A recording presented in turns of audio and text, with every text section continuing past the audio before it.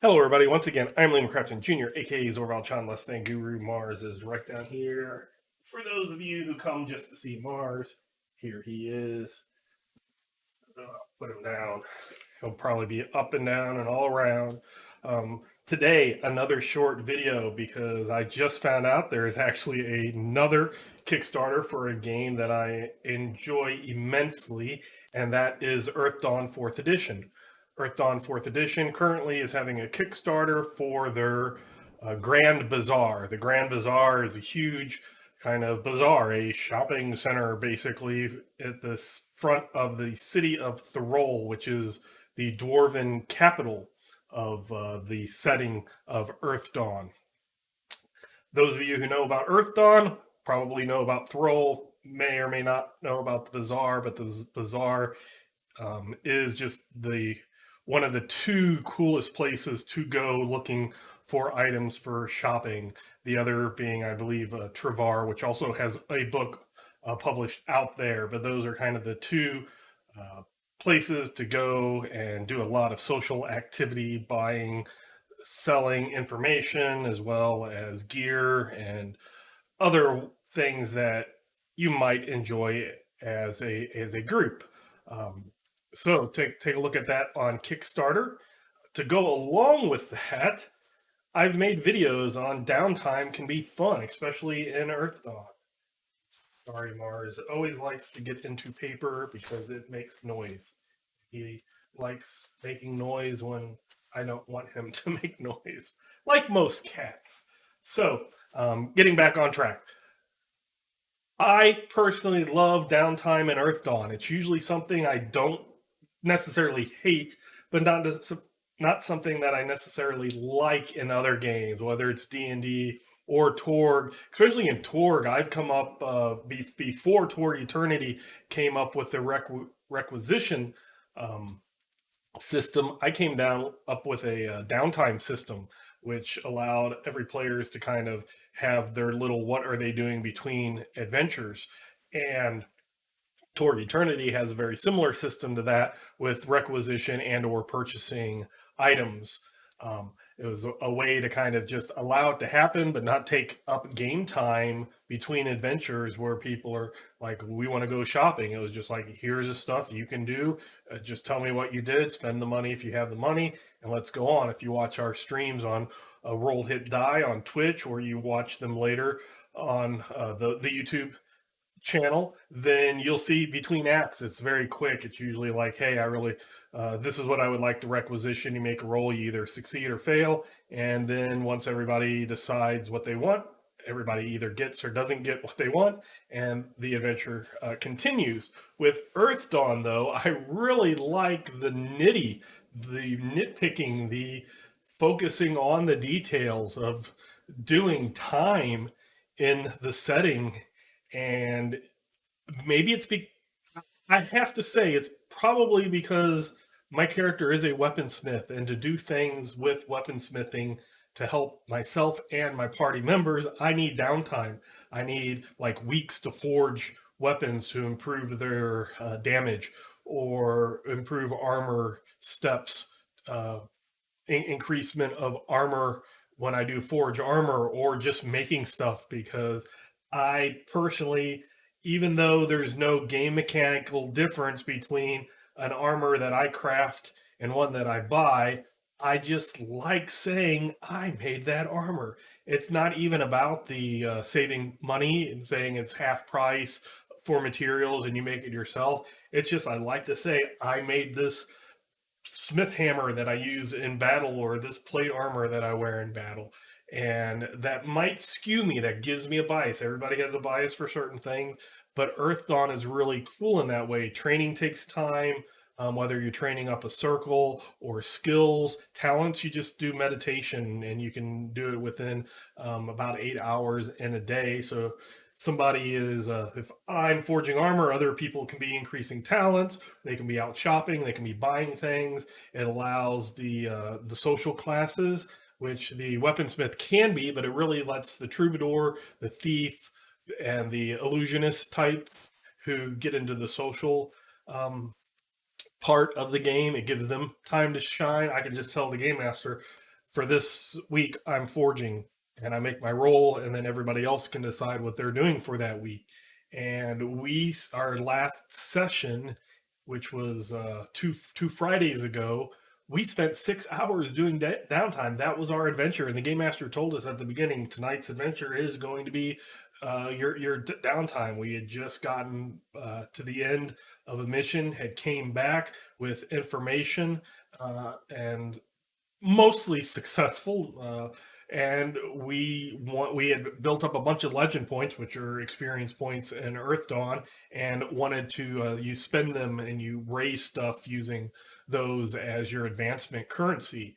And um, wh- whereas going up circles, which is similar to say D&D levels, doesn't cost experience, you have a set number of talents, skills, kind of like magical skills that you must raise to a certain rank. So if I want to go up to 4, I have to have all of these at 4, and then then I can broker with another weaponsmith or whatever my discipline is. I can make arrangements with a higher circle one, and it's kind of like they see that you know how to do everything at the circle that you are at correctly, and then they're negotiate a price or a mission or whatever to get you.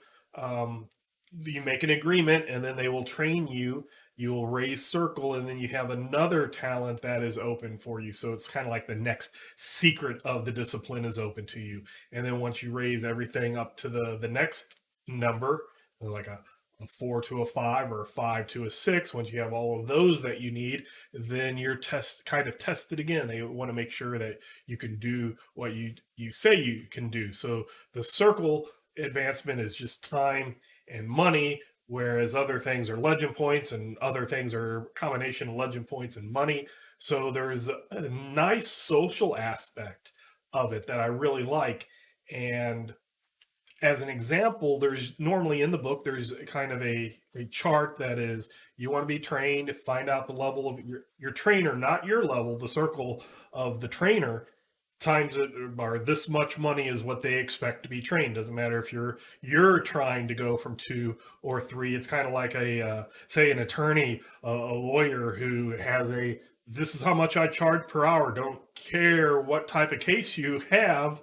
This is my standard fee. But you can do some negotiation. Um, Again, as an example, my character is a weaponsmith, and I finally got up to be eligible for Circle 5. And Circle 5 is when you switch tiers. They have four, I believe it's 4 tiers. They have a novice, which is the bottom tier, and then the next tier is journeyman, and then they have warden and master. So I was at that cusp of I had everything that I needed to go from Circle 4 to 5, which would go from novice to journeyman. And I did a negotiation. The person who I trained under, I think he's like eighth circle or something. So pretty decent amount of coin that I would have, his flat fee. But he has that weaponsmith, dwarf weaponsmith, has a nephew that is also a weaponsmith, but you always don't want to learn just from one master, or you sometimes you want to learn from different people and apprentice under different, so you can see different ways of thinking about things. Plus, the higher circle, the uncle weaponsmith might not just have time to deal with his nephew trying to do the same job. So he's like, hey, I'll train you at a discount if you then spend the time training my nephew to show different views and stuff like that. And then I don't have to train you, take a week off, and train my nephew and take a week off. So I took that. I spent 2 weeks training, one me learning and one me teaching.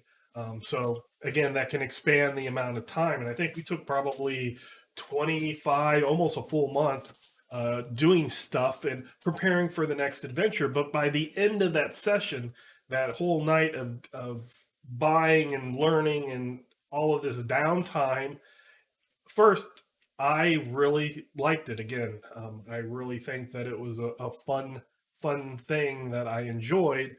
But at the end, we are completely prepared, or completely prepared, meaning in our minds we're prepared. Who knows what things we should have prepared for that we don't. But we are ready for the next adventure where we can go out and do for multiple sessions before we come back and kind of rinse and repeat. So in Earthdawn, it is one of those nice things where you kind of can decompress, get some social stuff done after you're out fighting horrors and horror constructs and bad things out there. Then you can come back and socialize and figure out things that are going on in the world, and uh, form those connections, like talking with that weaponsmith multiple times. Now that weaponsmith is a living, breathing NPC instead of just a name and a discipline. He's a, you know, he's a dwarf weaponsmith. No, he, you know, is a person who I've talked to and have built up a relationship with. His nephew, I've done that as well, and the other people in the party have met the people in their, either that they're training or getting trained by, and stuff like that. So it's just something very fun.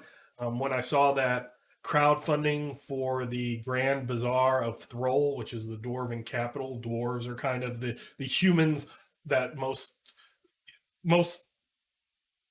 medieval fantasy style games are human centric. This one, the dwarves are the ones that came up with the neat concept that kind of binds the area, the region together. So they're kind of the main race or species, whatever you want to call them in Earthdawn. But it's just something that I thought I would throw out there as I really like Earthdawn for a lot of these reasons.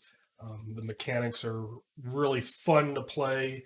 It's a very nice way that you as players can feel like your characters accomplish stuff and are building their legend. The whole thing is legend points and building a legend, but it's not just your steamrolling things. It's not a you just go through and wipe out stuff. There are serious. You have powers and ability and depths as a weaponsmith, weapon and armor magic, um, but there are things out there that give us pause. So that's one of the cool things also about Earthdawn is you're pretty powerful. You can be pretty powerful as adepts. You're above the average person. You're kind of heroes, but there are bigger, badder stuff out there, and you have to think. You can't just uh, tumble and stumble through things and expect to just win because you're the player characters. So having said that, I'll go ahead and end this video. Just Earthdawn's a really cool system. If you're interested,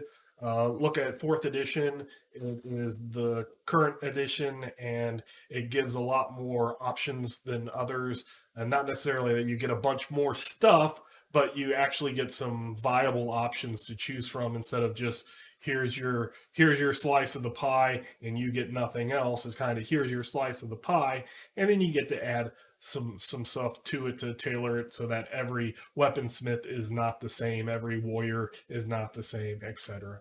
So let's go ahead and end this before I just keep rambling.